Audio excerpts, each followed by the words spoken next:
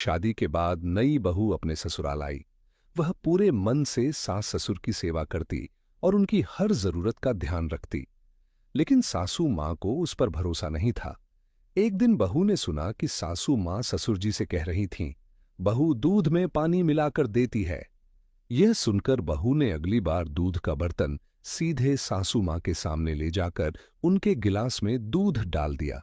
कुछ दिन तक यह सिलसिला चलता रहा। फिर एक दिन बहू ने सास को अपनी बेटी से फोन पर कहते सुना, बहू घी बस दिखावे के लिए ऊपर से डालती है, अंदर से पता नहीं डालती भी है या नहीं। अगले ही दिन बहू ने पूरा घी का डिब्बा सास ससुर के कमरे में रखवा दिया और बोली, अब आपको जब चाहें शुद्ध घी मिल जाएगा।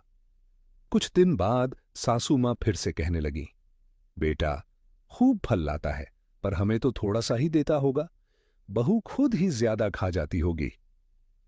इस बार बहू ने फ्रिज ही सास ससुर के कमरे में रखवा दिया और बोली, अब आपको फल खाने के लिए किचन तक नहीं जाना पड़ेगा। जब बहू चली गई तो ससुर जी मुस्कुराते हुए बोले, अब तो सब कुछ तेरे कमरे में ही आ गया है, कोई दिक्कत तो नहीं।